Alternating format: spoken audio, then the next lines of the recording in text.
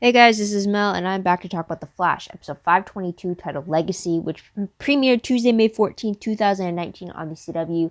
I'm recording midnight on May 16th, so huge spoiler alert. If you haven't seen the episode already, please go do so first, and then come back and see what I have to say about the episode. Otherwise, my other video reminders are up on screen. Take a moment to remind yourselves of those. This is the season finale, guys, and long awaited to finally see the end battle between Barry and Thawne, because you all know it's coming the moment they introduce the fact that Thawne was back and playing a part this season. But I'm gonna try to do this in 15 minutes once again. So huge. Let's go right into it with what happened in this episode. So timeline wise, this continues from straight from 521, where Ralph was trying to stop Barry from using the mirror gun against the dagger. And the episode reminder, I guess you could say, is pretty much our team is trying to figure out who they should stop or which should have the priority, stopping Cicada Grace or stopping Thawne. And the villains being Cicada Grace and then later on Thawne. So the episode breakdown again has to do with our two villains. So the first one dealing with stopping Cicada Grace, and the second one dealing with the reverse time hack, which includes Reverse Flash himself.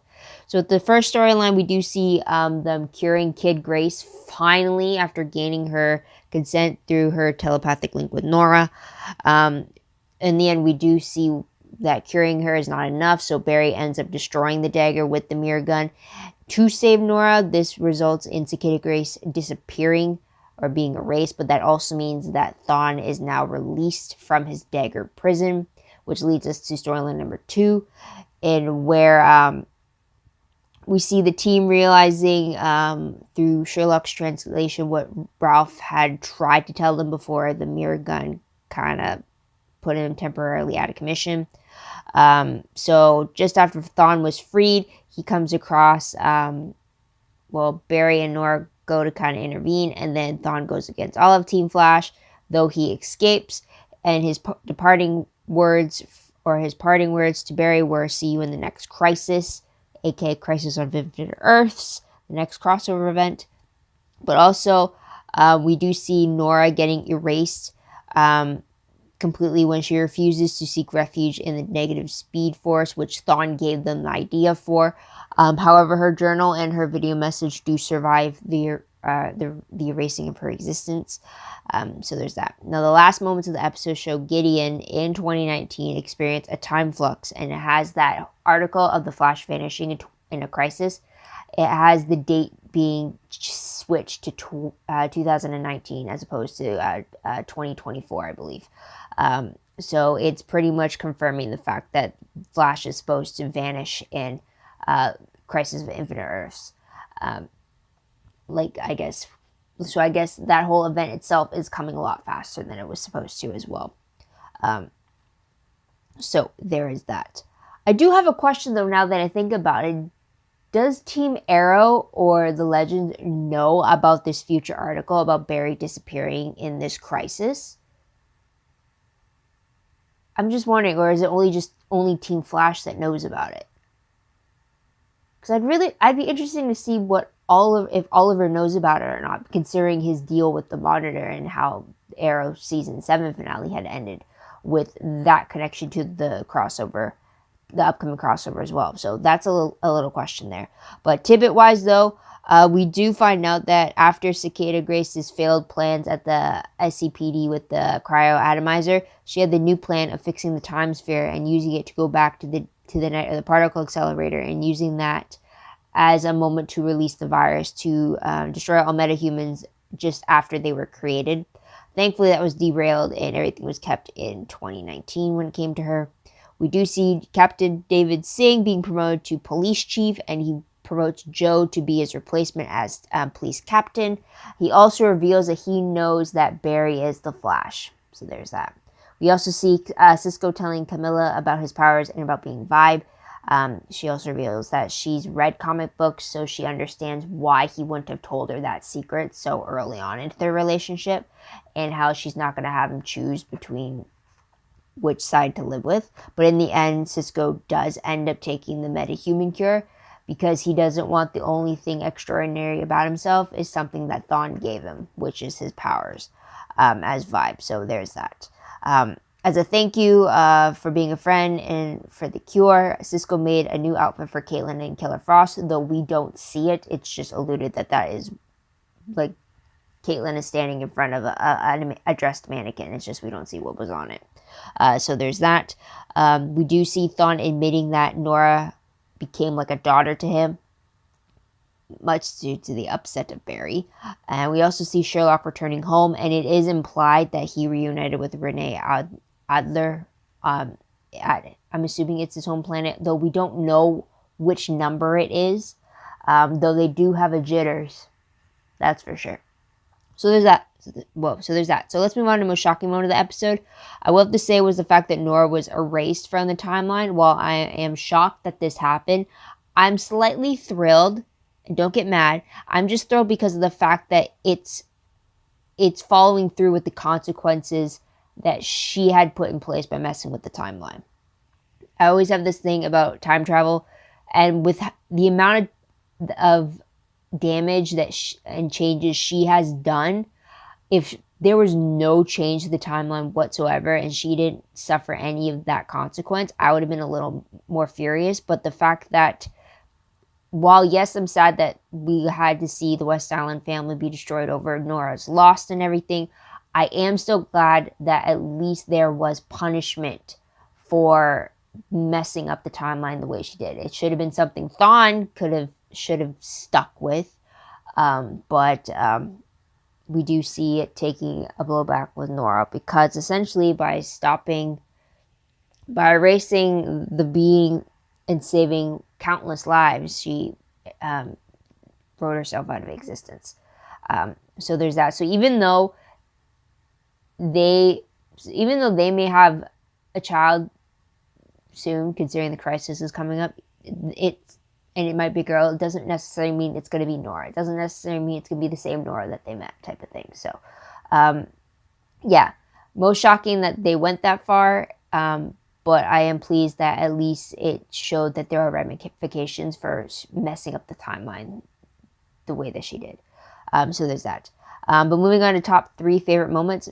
Huge favorite, by far, has to be Team Flash going against Thawne, specifically because they used all their abilities in a coordinated attack without delay, and it was all of them at the best of their abilities, to the point that they were so fast that it didn't even give Thawne a chance to think and react and attack them. Like, he was getting hit one after the other, power after power after power, and it's just like, I was so impressed by it. And it's just like, but then it also had me thinking, if they treated every mission like they did with this fight, especially the season baddies, then I would have been so thrilled. I wouldn't question why certain tactics were used over others. This one truly shows that they're capable of getting the job done and not wasting time about it. Now I'm going to be a little more furious if they do end up wasting time to finish things off. But in this moment against Thawne, I really appreciated that it was all team up against him at once, instead of like, you go after him, then you go after him, then you go after him, and kind of like waiting for the other one to fail before you step in, type of thing.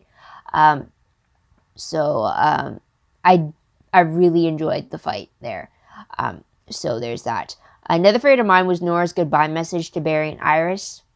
Again, I'm sad that she is gone, just for how much pain that's putting our characters through. But what I liked about this was the message she was saying in her goodbye. And it does parallel off of the message she found Barry had left her before she had time traveled to begin with. So it's like she's come full circle. And in that message, it also proved that she learned what it means to be a hero and what it takes to be a hero. So it shows great growth in that message, despite the fact that it was like a goodbye message. But yeah, there's that. Another favorite I did have was Barry's lesson to Nora about what kind of hero she can be. She can either be the one that will do a do-over and a do-over whenever they have a chance, or they could be a hero that could live with the consequences that came with their actions instead of a do-over where you're not really taking responsibility for it. So I really like that lesson, and then to see it again come back in her goodbye message was really fantastic as well. Because it's also a thing too, because like they both could have been destined to be speedsters, but they were not destined to be heroes. They chose to be heroes. That's the huge difference I always take away when it comes to these superhero or people of placed in a superhero type of a position. And it's like, just because you have these abilities or you could have been destined to have them, it doesn't necessarily mean you were destined to be a hero. I mean, like Thawne and Thawne was destined, if you want to put it that way, to have those powers, but he chose to be evil. He chose to use his powers in a lot more harmful ways than Barry, who chose to use his powers for good. So it's more of a choice, which is really telling for a person. And I always think that that's more important than what destiny has claimed for you. So I do appreciate the lesson being brought up.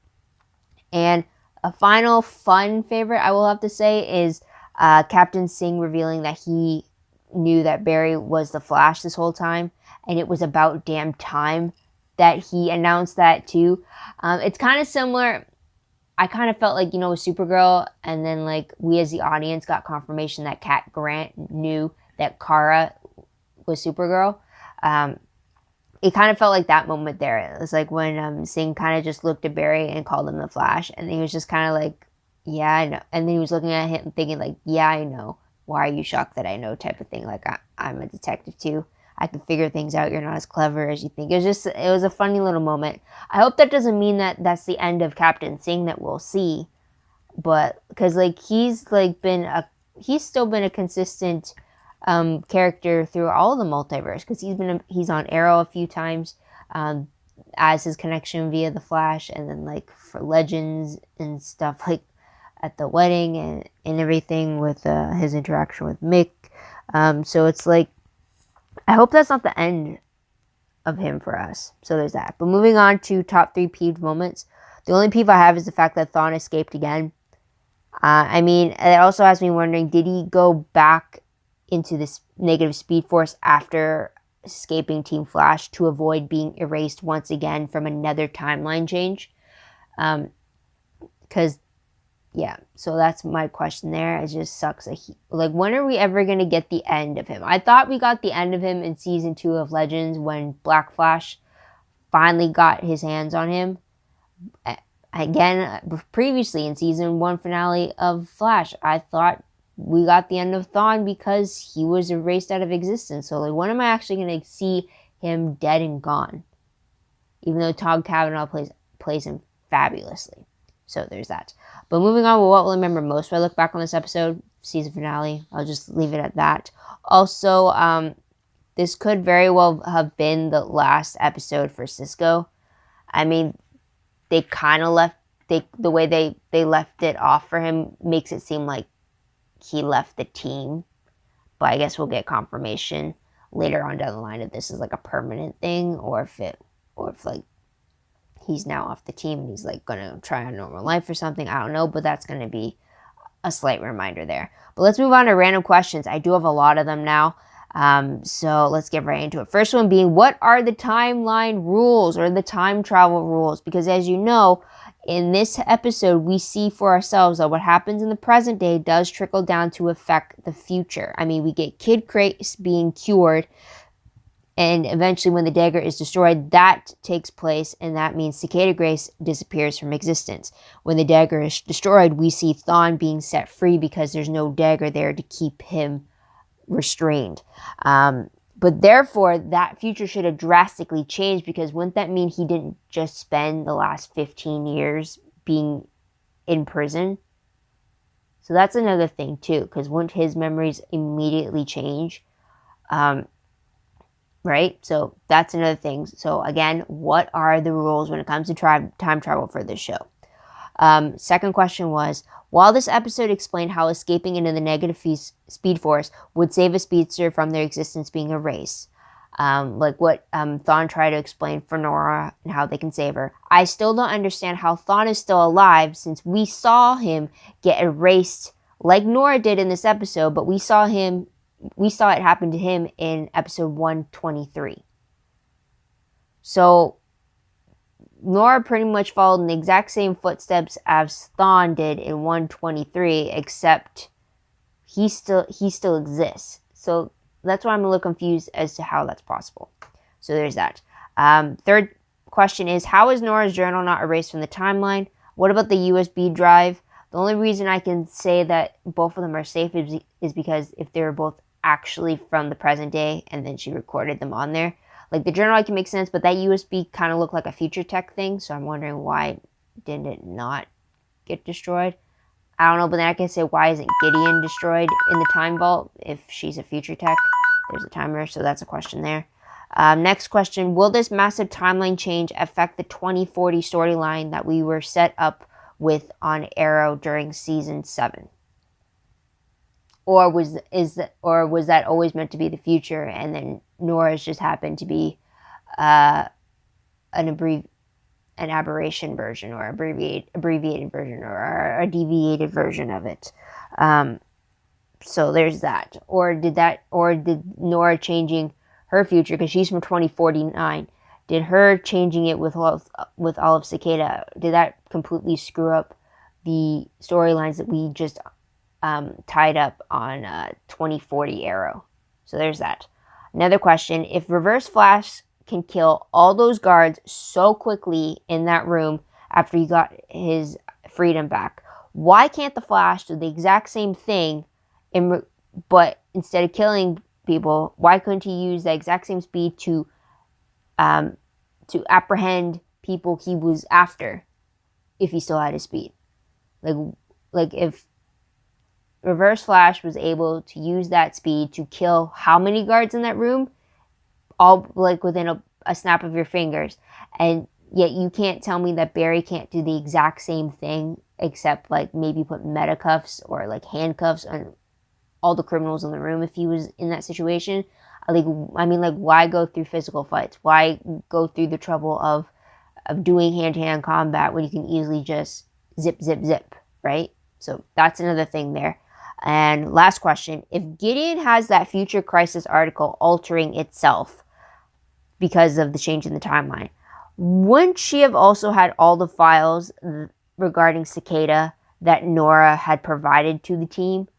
Like, I don't know why it didn't occur to me before, but I'm trying to understand why, if Gideon still has access to the future and all these changes, why doesn't the team use Gideon to, like, get this future information when they need it? Like, if they didn't know who Cicada was, why couldn't they go to Gideon, kind of like search Cicada articles and see for themselves what was stated about the future version of Cicada, especially when they found out that this was a different version of them, right? So I'm just wondering, like, why have they not used Gideon before to do their own research about people they are just coming to face against? But then on the other hand, I can understand why they wouldn't, because that would create a paradox of some sort. But then at the same time, I'm wondering why it's never been addressed, why they haven't done that before. So that is it there. And that is it for my season finale video for The Flash. But what did you guys think of it? What did you guys like about it? What do you think is going to happen in season 6? Let me know in the comments down below. Love to hear your thoughts, theories, opinions about all that fun stuff. Also, don't forget to like this video, subscribe to my channel, and check out my other videos if you haven't done so already. If you want, check out my Tumblr page. The link for that is down below. I reblog promos, web clips, quotes, gifs, synopses, news, all that good stuff, all fun on place. Go check that out. Still in work in progress. Please give me some time.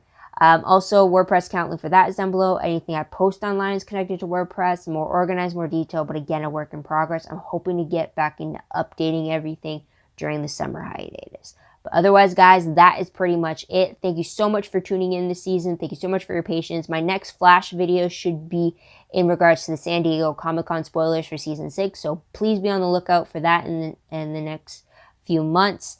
But otherwise, again, thank you so much for tuning in. I hope you come back next time to see what to say about the Flash's season 6 spoilers, or to check out my other videos in the meantime. But until then, guys, this is Mel. Wish you all a great day, great week wherever you are. Bye for now.